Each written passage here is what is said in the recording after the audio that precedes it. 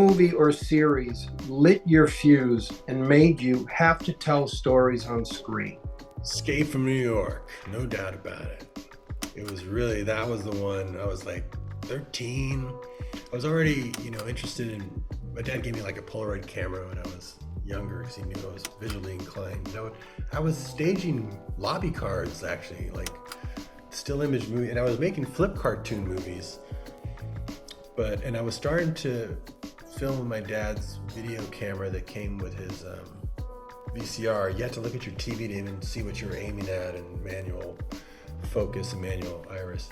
But when I saw Escape from New York, I was just blown away that John Carpenter's name was above the title, that he wrote it, he directed it, he did the music. I said, this guy's just having all the fun in the world. Somehow the releasing company, even though it was a low budget movie, could afford a big cardboard cutout in the theater. So when I first walked in, the shot, the head upside down there in the street, and that it just said that New York in the future was a walled security prison. I thought, wow, that somebody could just, with the power of the pen, just say that's the world, and you just believe that's the world, it's your own world. And the music he did was really brooding and cool, and I just thought, this sounds like fun, because I was an artist. I love photography, I loved music. I couldn't really figure what my direction should be. Movies seemed like you could do everything. Like, he's able to write, direct, he didn't photograph it himself, but if he did, he could photograph it, he could do the music. It felt like a giant train set to house all your creativity. And so I started doing more movie projects. In fact, my very first, and all I could afford to do was kind of like a Super 8 claymation movie. I didn't have from a family of 10, I didn't have any money. My dad had a little Super 8 camera.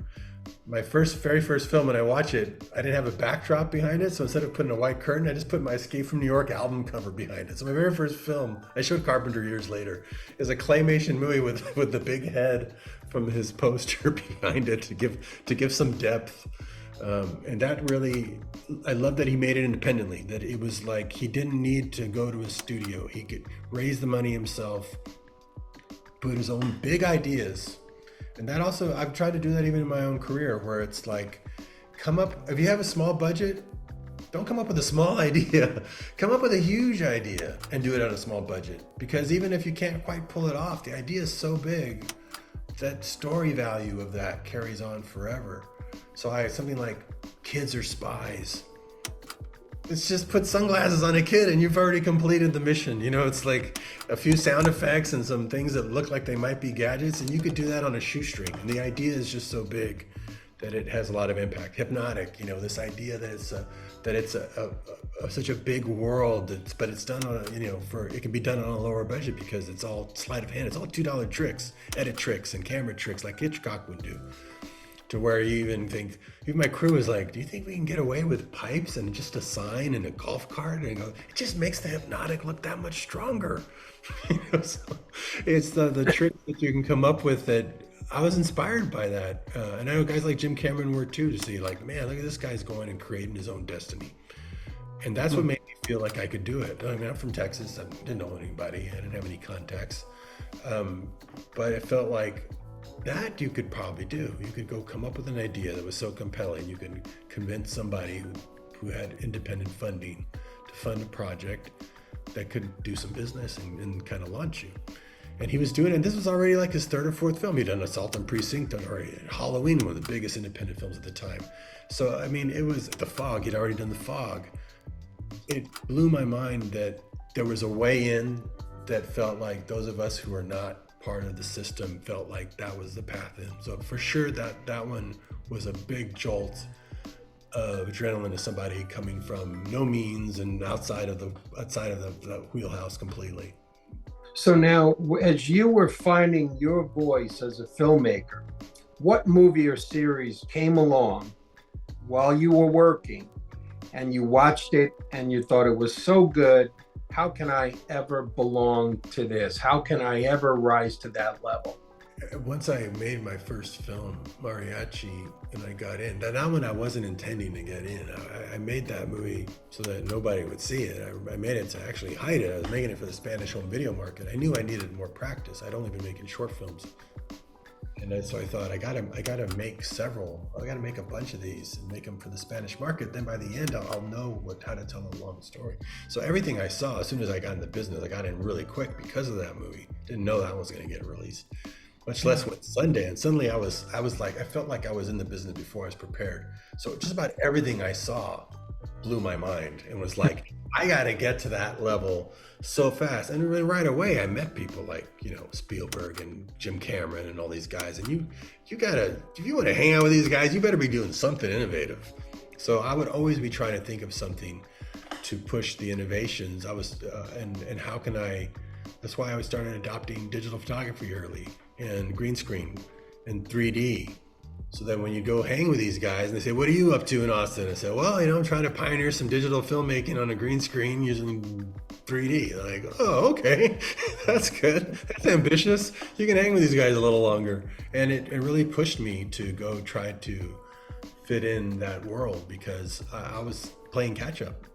I knew I needed more time. I was really young. I didn't need to go get in the business that young. I thought, let me get the seasoning. Let me do 3 of these movies before I even make my first American English language film to take to festivals. And the first practice film got me in. And I was like totally unprepared and thought, I got to catch up. I got to learn as much as I can. And you learn on the job, Fortunately and unfortunately, you have to learn on the job and go like, okay, that didn't quite work, but what am I going to learn for my next lesson? Learn the best by just doing, but when everybody, I learned from everybody. And that's why I'll jump from doing a movie that's just my own creation. I try to create franchises myself. Then I'll take a vacation for myself and work with Kevin Williamson, Frank Miller, Jim Cameron, Jon Favreau, Quentin, to go to school, to learn more tools. So when I go back to my own home productions, literally made at home here in Austin, that I've not just been running in circles, Now, whether it was a success of a work of yours, and you sort of answered that a little bit with Sundance, or approval from someone whose opinion really mattered to you, like a John Carpenter or Jim Cameron, what first gave you the confidence that you should be doing this and that you could belong? I mean, everybody was just so generous. Everyone from George, and the ones that are the biggest are the most generous and the most helpful. Right. George Lucas, Jim Cameron, without a doubt, they're the ones who would say, what you're doing is cool. I mean, so much that I went back to George showed me digital cameras and the green screen thing he was doing early, and I went and bought digital cameras because of what he showed me, because he saw that I was a mixer at his Skywalker Ranch. It was like interesting because that sounded like something he would be doing. So he showed me behind the scenes, and it blew my mind and gave me a 10-year head start on a lot of people. So I went and started doing it, and I came back and showed him, said, I got something to show you with what I've done with these digital cameras. And I showed him the first thing I was going to show at Comic-Con, the first reel for Sin City. And he said, this is going to show people what digital can do. This is finally going to show them what it can do. And it was really cool. It was cool to get those kind of approvals and just like keep shaking, keep world shaking. That's keep being a world shaker. That's what the business needs, because it tends to be very traditional and it needs the shake up of tradition. I was a kid reporter at New York Newsday and met you at Sundance, and you were telling me stories about selling your blood to be able to afford to do El Mariachi. And what would you say was the biggest obstacle you had to overcome to allow you to turn the projects that influenced you into your own cinematic language? Well, in the day, that was it. It was money, right? I mean, from your family of 10, you're not going to go ask anybody for financial help. So you have to sell. I wish it was just blood. They took chunks out of my arm. I mean, they literally, they would use me. They would put a speed healer on you, and they tested by wounding you. So they wound you and put a speed healer on one, and placebo on the other. And then at the end of 7 days, they cut it up, sew you up, take it off to test it, and it never came out. So I guess it never worked. But it was all for nothing. But I was able to go help finance, my dreams with mariachi. The obstacles was money. That's why I wrote Rebel Without a Crew. That's why I did all the commentaries, because as soon as mariachi broke out, I wanted other people like me to know it was possible. And I showed them exactly how it was done, because I would have appreciated that. I always felt like I just was born in the wrong place, the wrong time, and I wasn't going to be able to get in. And when I saw that wasn't the truth, I wanted everybody to kind of know. because that was just really, I remember Spike Lee was very generous in that way. He wrote a book about She's Gotta Have It, how he documenting how he made it. And I found that very helpful, but that was a couple $100,000 movie. When you're in college, it's like, I don't have a couple $100,000 falling out of my pockets. So the 7,000 thing really helped people realize, wow, the 18 we shot on film, that's pretty impressive. So it can be done. And that's what I was even at my acceptance speech at Sundance. I said, you're going to get a lot more submissions next year, because once people hear this is the one that won with no money, no crew, everyone's going to pick up a camera and start making a movie, because now they'll know they can. Now they'll know they can. And I still have people bringing me that book saying, not necessarily that they became a filmmaker, just like taught them how to go open their own business, just kind of how to think outside of the box. That's totally, you pull it back to its roots. That's inspired by like John Carpenter, Escape from New York type mentality. Somebody else who just said, I've got ideas. I'm not in the business. I'm going to do it outside of the business on my own terms. That's powerful. That's imaging. That's, manifesting. That's the kind of stuff that, I think that's why I'm still around 30 years later, is because of those. I learned from those guys. It's like, don't go asking for something hat in hand. Come up with your own shit. Put your ass on the line. Put your own blood on the line, and you can do anything. So I think that's the mentality I got going in. I saw success in it early by accident with mariachi, and it taught me a powerful lesson. Make something for yourself. For what it guessed. The people would have wanted to see mariachi. That's why I was hiding it. Since I was hiding it, I thought, well, since no one's going to see this anyway, I'm just going to make something that I like. And then it won Sundance. So I thought, okay, I got to keep that in mind. Instead of trying to guess what an audience wants to see, make it true to myself, because then they may see the authenticity about that somebody actually, I can tell someone cared about this. It wasn't just made by a factory. Somebody believed in this idea and they saw it through to the end because they had creative freedom. And it might not be everyone's cup of tea, but there's people who are passionate about some of the stupidest movies I've made, because they just could tell it was made like a home cooked meal. And that's a way you can kind of not have to try to predict what people want by just trying to make something that you genuinely believe in.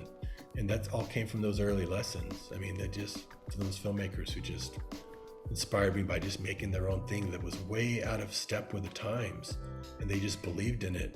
Whether it was a Jim Cameron movie or a low budget movie, it just always fortified that idea. Man, don't try to predict what people want. Make it for yourself. Tell me what burned in you the most to tell the story of Hypnotic. Even Mariachi was kind of my version of a Hitchcock film. There was the mistaken identity, wrong man type thing. I just loved Hitchcock films. I loved how economical they were. I loved that most of it was cut in camera and done with $2 tricks. That felt like something I could do, and you're just being clever with the medium. You're not using a money hose to wash away your challenges. You're actually just going and trying to do real filmmaking.